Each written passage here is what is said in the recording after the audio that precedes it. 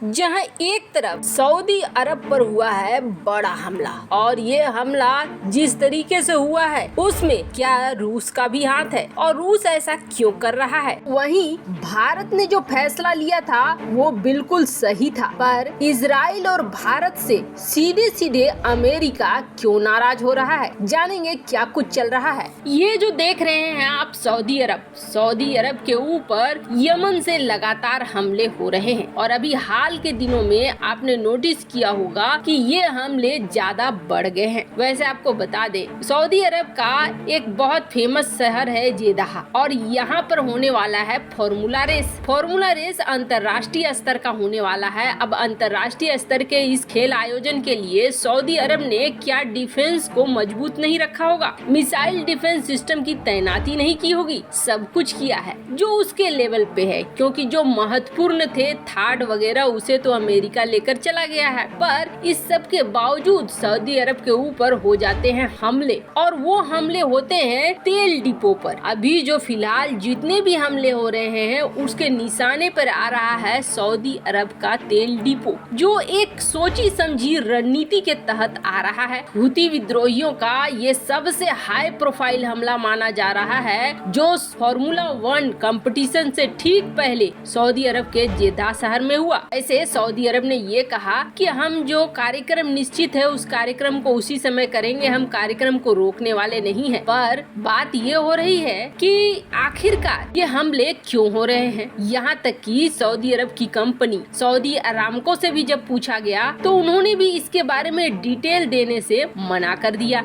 इस हमले में कथित तौर पर बैलिस्टिक मिसाइलों का इस्तेमाल किया गया है, लेकिन फिर भी सऊदी अरब जानकारी नहीं दे रहा है कि कौन से हथियार इसमें इस्तेमाल किए गए हैं। अब ये जो यमन विद्रोही हैं, इन यमन विद्रोहियों को फुल सपोर्ट है ईरान का, ये बात तो सभी जानते हैं। लेकिन इस क्षेत्र में अगर असली गठबंधन किसी का चलता है तो वो चलता है रूस, ईरान, चीन का। यानी ये तीनों देश एक दूसरे से लगे हुए हैं। रूस का पूरा सपोर्ट है ईरान को, ये बात दुनिया बहुत अच्छे से जानती है। अब आखिर ईरान को क्या पड़ी है कि ईरान सऊदी अरब के तेल डिपो को ही निशाना बनाए, वो भी अभी हाल के ही समय में। पहले तो ऐसा नहीं हो रहा था पर अब ऐसा हो रहा है। अब इससे क्या हो रहा है, जैसे जैसे हमले बढ़ रहे हैं वैसे वैसे तेल की कीमत जो $95 प्रति बैरल थी वो फिर से बढ़नी शुरू हो गई है। अब 130 के आसपास फिर आ रही है। ये अब और बढ़ेंगे क्योंकि सऊदी अरब को जो दुनिया भर को भेजना है तेल, और दुनिया जो रूस पे लगे प्रतिबंध की वजह से अब रूस से हटकर सऊदी अरब ओपेक के बाकी देशों से लेना चाह रही है, वो भी अब लाइन में खड़ी है। और हो क्या रहा है, कम प्रोडक्शन हो रहा है, जिसकी वजह से अब जो प्राइस कंट्रोल हुई थी चीन की वजह से,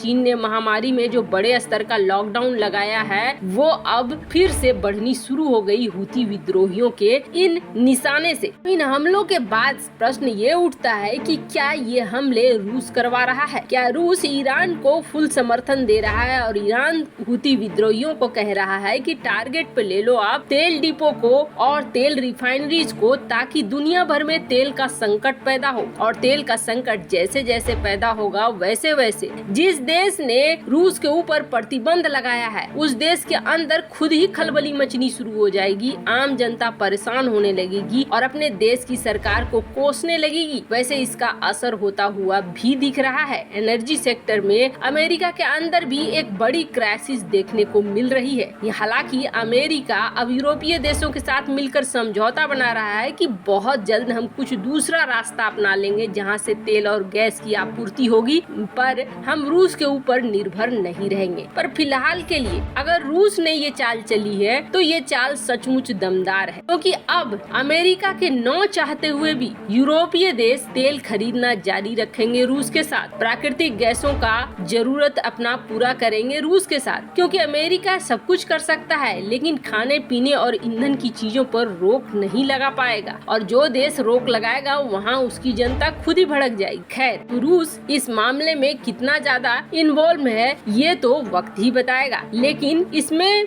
बिल्कुल भी इनकार नहीं किया जा सकता है। हो सकता है रूस की इन्वॉल्वमेंट हो, अंतर्राष्ट्रीय स्तर पर इस तरह की चीजें खूब होती हैं। पर इन सब के बीच अब अमेरिका का गुस्सा भारत के साथ साथ इजराइल पर भी टूट पड़ा है। देखिए, पहली बात तो ये अमेरिका उन्होंने ये कह दिया कि भारत ठोस नहीं है, लेकिन सच्चाई ये है कि भारत अपनी जगह ठोस ही है। ठोस नहीं है कोई तो वो अमेरिका है। न तो चीन के ऊपर ठोस है, न तो अफगानिस्तान में ठोस था। चीन के साथ बातचीत करता है तो ये कहता है कि हम आपके वन चाइना पॉलिसी का समर्थन कर रहे हैं। चीन के साथ बात करता है तो ताइवान की बात को इग्नोर कर देता है, और बाहर निकलता है तो ताइवान को कहता है कि हम आपको हथियार दे रहे हैं। क्यों नहीं ताइवान के साथ ट्रीटी साइन कर लेता है कि हाँ, तुम पर अगर हमला होगा तो हम सुरक्षा के लिए आएंगे। ताइवान के साथ अभी कोई ट्रीटी नहीं है। आप समझ लीजिए, ताइवान को दूसरा यूक्रेन बनाने के चक्कर में है रूस। वैसा ही खेल खेलना चाह रहा है जिस तरीके का खेल अमेरिका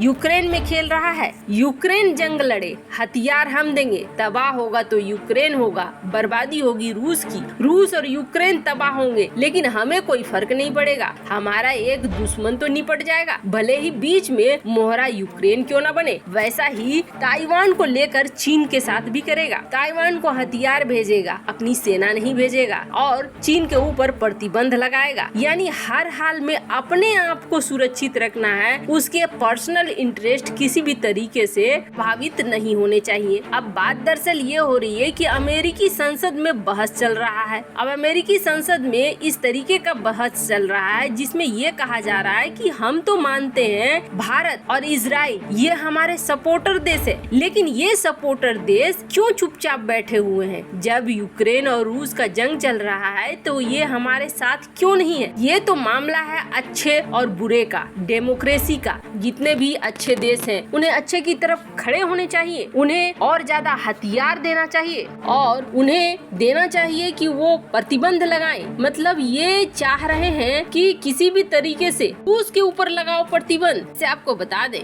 भारत से ज्यादा इजराइल पर गुस्सा आ रहा है। इस सीनेट में जो सीनेट मेंबर हैं वो ये कह रहे हैं कि इजराइल तो हमारा लंबा साथी रहा है, फिर ऐसा क्यों कर रहा है? भारत भी अब्सटेन कर रहा है, इजराइल भी अलग तरीके का रुख दिखा रहा है, और ये दोनों ही देश कभी भी रूस की बुराई नहीं कर रहे हैं। खैर, अमेरिकी संसद में भारत और इजराइल के खिलाफ बहस चल रहा है, लेकिन पहले इन्हें अपने गिरेबान में झांकना चाहिए। भारत भले इस युद्ध में किसी के साथ खड़ा नहीं है, लेकिन जहां तक मानवीय सहायता भेजने की बात है, भारत यूक्रेन को लगातार मानवीय सहायता भेज रहा है, जिसमें मेडिसिन है, मेडिकल इक्विपमेंट्स है, टेंट है, प्रोटेक्टिव आई गियर्स है, वाटर स्टोरेज टैंक है, सोलर लैंप है, और कई ऐसे रिलीफ मटेरियल हैं जो भारत पहुंचा रहा है। खैर, अमेरिका को चाहिए कि खुद और नाटो इन पर ज्यादा फोकस करे, बजाय दूसरे देशों के, यानी अपने लफड़े में बाकी देशों को भी शामिल करना चाह रहा है अमेरिका, जो अमेरिका की सबसे बड़ी गलती है। वैसे आपको क्या लगता है, क्या इजराइल ईरान की वजह से